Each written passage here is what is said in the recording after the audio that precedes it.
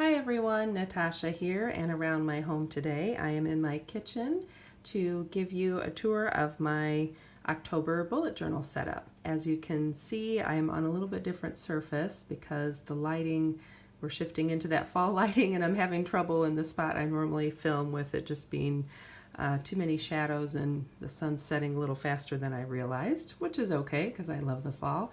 And as you can hear, I'm getting over a little bit of a fall cold, but I'm on the mend, and today is Wednesday, which in Fly Lady Land is Anti-Procrastination Day. So I thought, well, why don't we just go for it and get it done? So I'm going to show you, as you can see, I have two notebooks here, and I'm switching from my Leuchtturm 1917 in the color emerald, I believe, to this new one, which is it's by a brand called Uberworks. So there's some of the information that came with it, and I'll show you a few of the differences. One of the main ones I've noticed right off the bat is the number of pages is a little bit less than the Leuchtturm, and the size is a little bit different. So if you can see this way, it's a little bit narrower, see right there, and as far as the length of it, make sure they're lined up, and I know that's hard to see, but it's going to be, it's about 1/4 of an inch, there we go, so it's about, make sure they're lined up there, about 1/4 of an inch taller. So so far I haven't noticed that as a huge issue. It's just mainly when I was laying things out I kind of had to adjust some of my sizing. And I've actually used this Leuchtturm for 4 months, is that right? June, July, August, and September. And I've filled it up all the way to the very end. I had to do my last day of September the 30th on one of the perforated pages on 242, which is a perforated page. So that's okay. That means I've enjoyed it. I've enjoyed doing the journaling and adding that to my planning routine and still keeping it simple, so that's all going really well. And I'll show you a few of the differences as we get into it here. So in the new notebook, the first thing I noticed is it seems like the printing's just a little bit darker, and you can kind of see that in the line weight of the contents page there. You can, on camera, you can really see this one, whereas this is pretty faint. And also the size of the dot grid is different, and we have 2 full pages and 1/3 that could be a full page for the index. So as you can see, the grid spacing page, I added this at the very beginning. I'll link the video below. I watched someone else who was migrating into a new notebook, and I thought this was a really smart idea, and I'm so glad I did it because I've ended up using it a lot already, to have it laid out this way. Previously, I would just jot down the number of dots on the page, like you can see here. But that, in the end, I'm such a visual person, and I'm usually, I need that information for when I'm laying something out anyway.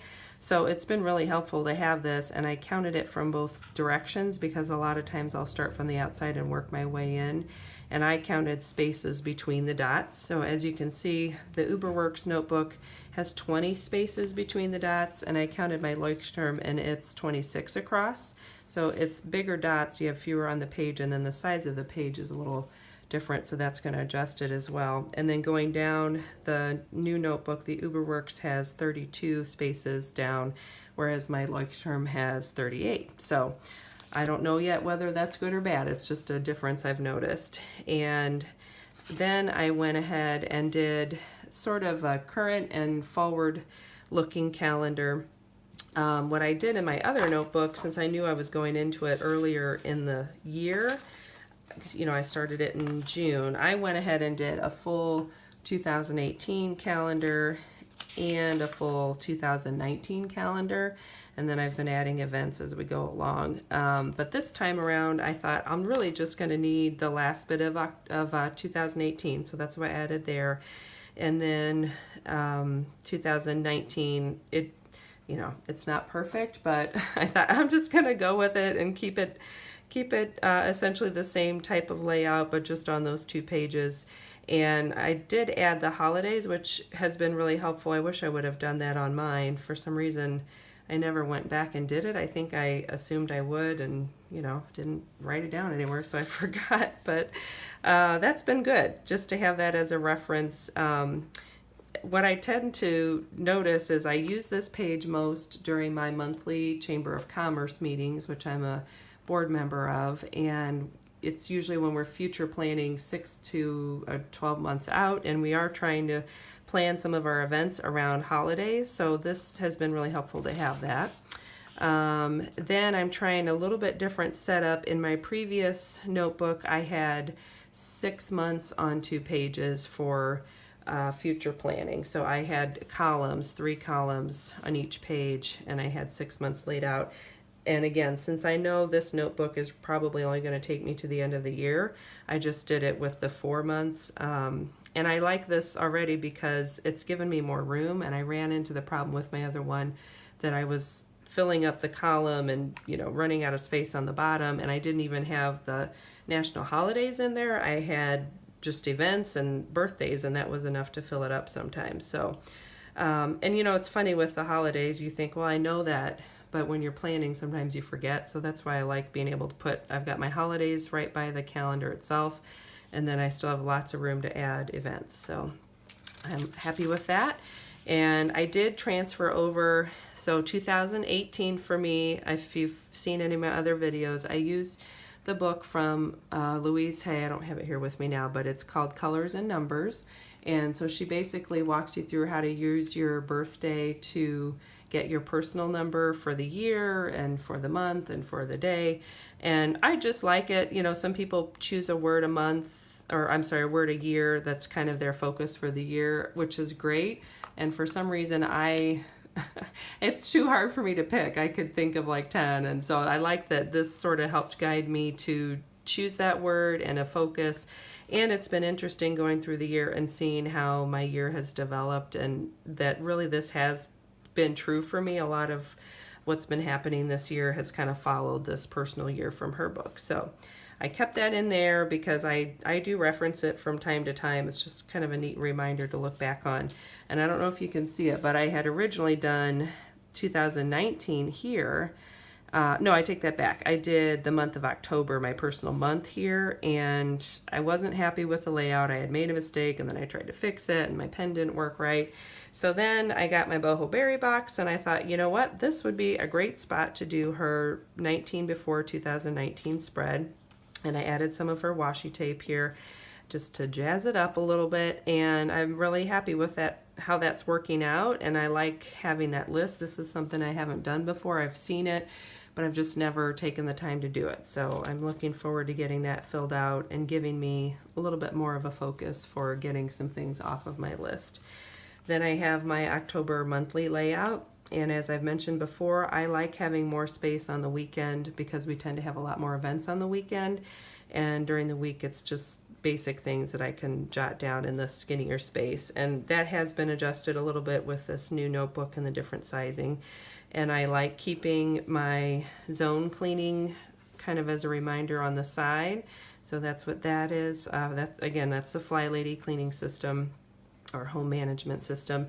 And then the numbers in gray are for my personal month. So the month of October for me is an 11 or 2 month. And then the numbers in gray are my personal days for each one. And you'll see there's a, actually I don't know if I have it in this one, but you can see it on my old one. There's like an affirmation for each day. So this was how I have it already laid out. So this is what I've been doing, and I'll show you how this might be changing going forward. Yeah, and then I've added my moon phases on there as well, because I was kind of following along with that. And I still like having my monthly goals. I don't reference them a lot, but at the end and at the beginning, and I think that's enough. That's enough to keep things sort of at the forefront of my mind. And especially the last week or so of the month, I start looking back at it to see, okay, what haven't I finished? Is there anything that I could just push and get done? Is there something I need to definitely transfer over? Just saw that I didn't cross my T in October. Voila. And what else? And then I used a few stickers from the boho berry box just to feel like I was doing something creative and decorating, but not really much. And this is my monthly affirmation and word to focus on for the month of October, again from that Louise Hay Colors and Numbers book. So that's that. So I did change up my weekly spread, and we'll see if it works. I haven't really tried it too much, and I don't know. Trying to see if I can show you my old one so you can see. I got quite a bit on there, but what I was doing before was making my calendar over here. So basically this column was over here and everything shifted over, and I decided to try just to change it up. I think I was getting bored, which happens. So I thought, well, I'll try it over here. And you'll see I even changed it one more time. So I have my errands list there that I can write as I think of things, errands I need to run during the week. So this is kind of how I use the Getting Things Done system along with my bullet journal and the Fly Lady system. This is sort of my combo of everything that works for me. And let's see. So what I've done differently is I'm not sure if I'm going to keep doing those daily affirmations and writing all this out at the beginning. One, because it does take a little bit of time to lay that out. It's not a ton, but it's enough that I'm kind of over it and I don't feel like doing it. And I thought, well, if I don't feel like doing it, then why am I doing it? And am I going back to read it or use those affirmations? And the answer was not a whole lot, not as much as I thought, or not as much as I did at the beginning. So for right now, I just have it laid out where there is one page per day, and I did the weeks that way. The other difference is for this time around is I did the entire month with the weekly spread and the daily pages, and all I did was the day at the top just to see. I don't know whether I'm going to end up liking that I used up so many pages and did it this way, or if it'll actually be ideal. October is a really busy month for us, and I partly did it because I didn't want to have to get caught off guard where I didn't have it set up and then it was keeping me from doing my planning.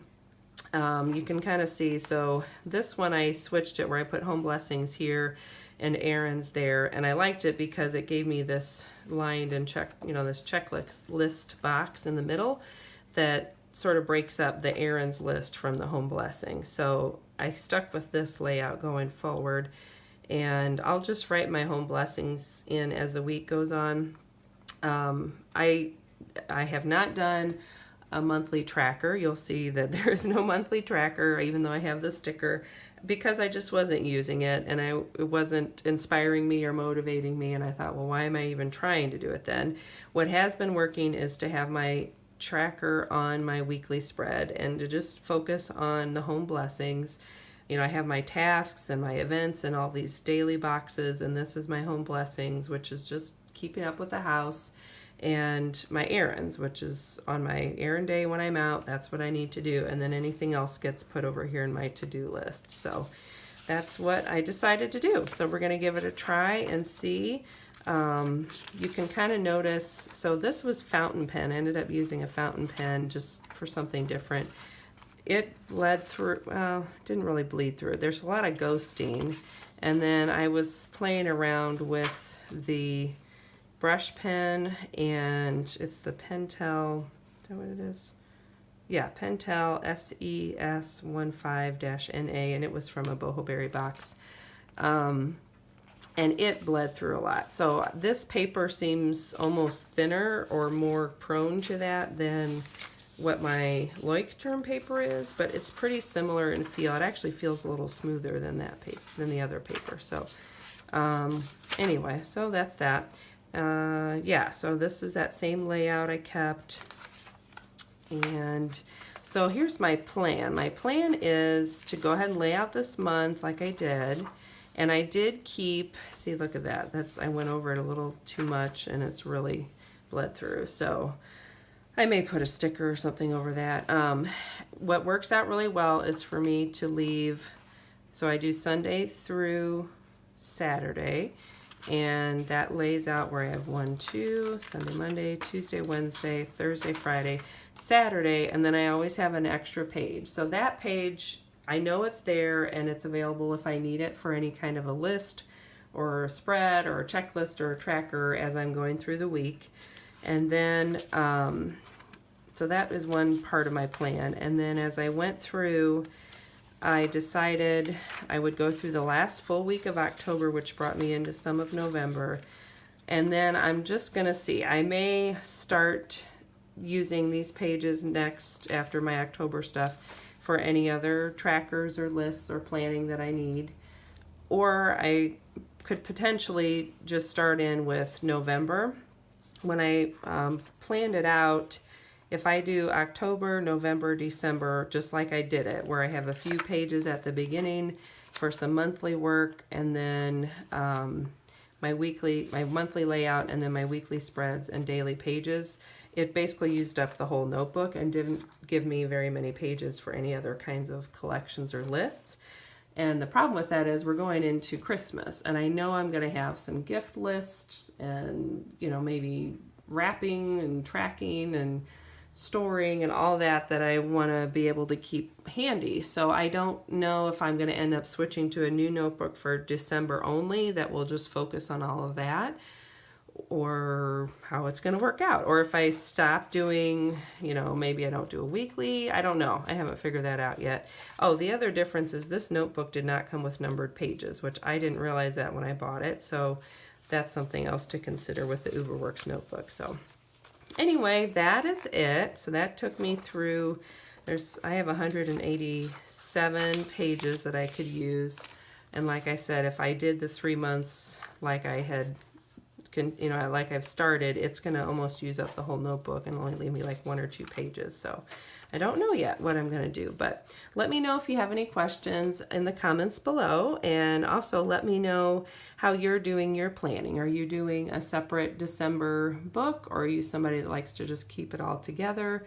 I've seen people that have kind of a separate December everything. I have a Christmas control journal from the Fly Lady, but I don't carry that around with me. I just kind of keep it at home as my way to track some things. So I'm not sure. That's why I'm kind of on the fence about whether I need that much more room in my bullet journal that travels with me, or if the majority of it's going to go back in my control journal. So, all right, let me know what you think, guys. And if you have any questions in the comments below, just drop them down there.